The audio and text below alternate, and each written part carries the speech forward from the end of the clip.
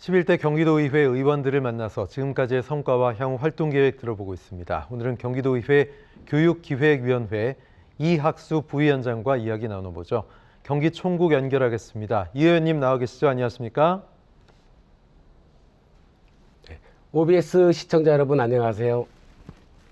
도민이 학수고대하던 이학수, 도민이 학수고대하던 일을 해결하는 이학수 의원입니다. 네, 30년 동안 미용 분야에 몸담으시면서 보고 들은 시민의 어려움을 도의회에 입성해서 현장 곳곳을 다니면서 애쓰고 계시는데요. 도의회 교육기획위 부위원장으로 보낸 지난 의정활동의 소회부터 들어보겠습니다. 네, 말씀하신 대로 30년간 미용사로 활동하면서 경기도 미용사회적 협동조합 대표이사를 지내는 등 제1의 최선을 다하는 도민으로 살다가 미용인들을 대변하고자 정치를 시작하게 되었는데요. 그 미용의 시간이 제겐 큰 도움이 되고 있습니다. 다양한 직업군과 어린이, 학생, 청년, 회사원, 주부 등 남녀노소의 애환을 듣고 함께한 그 시간들이 상식을 얘기하는 현장의 목소리를 잊지 않게 하는 것 같습니다. 4년 일할 수 있는 시간을 선물해 주신 도민분들과 평택 시민분들께 늘 감사드리며 그 선물을 다시 포장하여 도민분들께 돌려드리려고 합니다. 저는 탁상행정이 아닌 현장 중심의 의정활동을 펼쳐나가고 있고 앞으로도 현장에서 답을 찾으려고 도민분들과 함께 노력할 것입니다. 네, 의원님께서는 아이 셋의 교육을 책임지는 아버지로서 느끼고 있는 여러 어려움을 의정활동에 활용하고 있다 이렇게 들었습니다. 어떻게 구체적으로 활용하고 계신지요? 네. 저도 애국자인 거죠. 아버지로서 아이 셋 교육 많이 어렵죠.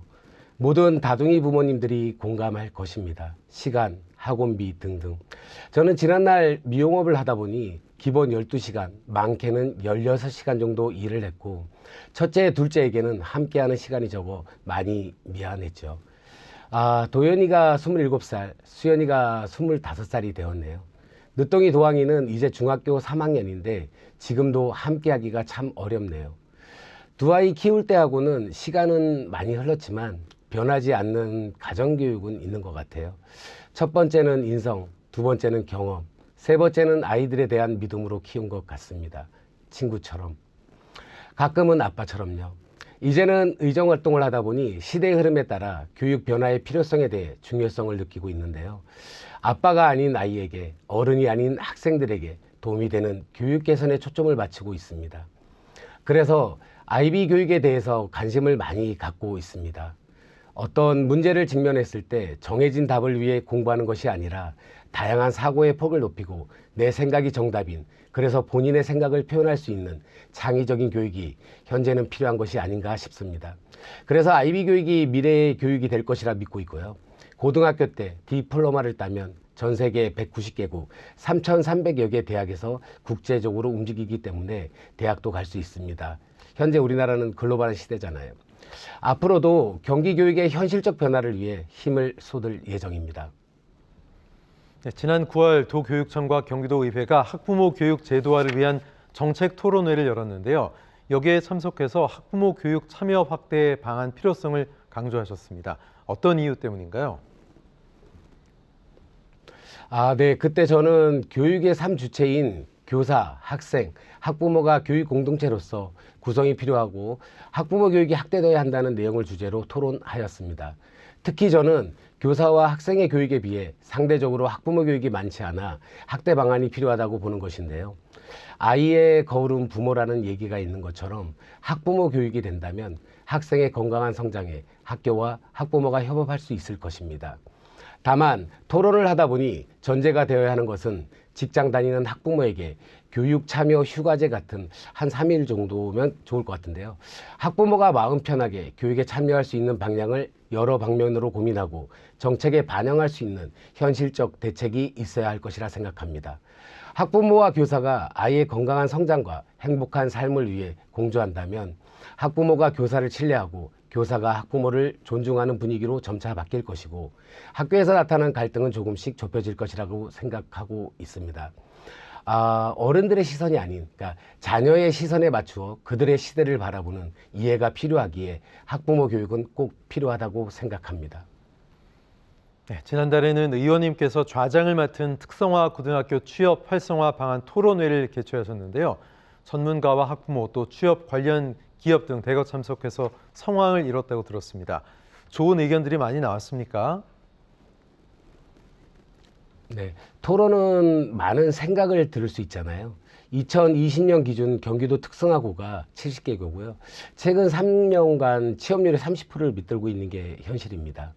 그렇다 보니 이번 토론회에서 고졸 취업에 대한 인식 개선과 교육과정 및 현장 실습의 내실화, 학생들의 인성교육의 필요성 등 취업 활성화를 위한 다양한 변화의 목소리를 내면서 현 시점의 정책과 반드시 필요하다고 생각되는 의미 있는 시간이었습니다.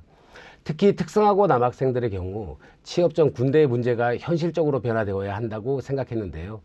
채용을 하려는 기업에 현실적인 혜택을 주는 등 다양한 방법을 통해 군대 문제가 남아있는 학생들의 취업문이 열릴 수 있도록 실질적인 정책과 방향 제시가 필요하다고 생각합니다.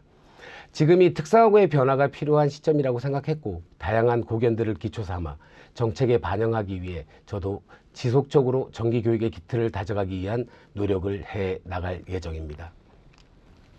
네, 교육기획위 부위원장답게 경기도 교육청 미래교육협력지구 지원을 위해서 관련 조례를 개정했다고 들었습니다. 어떤 내용이 담겨 있습니까? 말씀하신 조례는 민선호기 교육감 체제 출범으로 기존의 혁신교육에서 미래교육으로 정책적 기조가 변화된 사항을 방영하여 전부 개정한 조례입니다.